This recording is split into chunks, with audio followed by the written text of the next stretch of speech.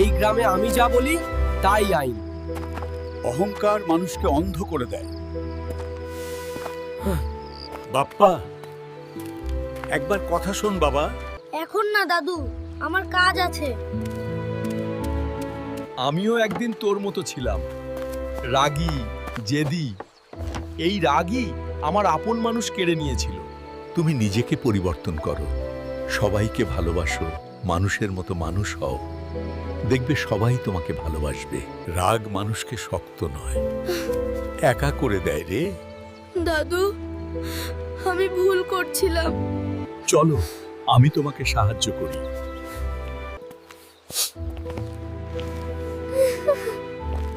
দাদু, আজ বুঝেছি, শক্তি হাতে না, মনে থাকে। এই তো আমার নাতি। যারা একদম ঠিক বলেছো। আরো নতুন নতুন ভিডিও দেখতে সাবস্ক্রাইব করে নাও।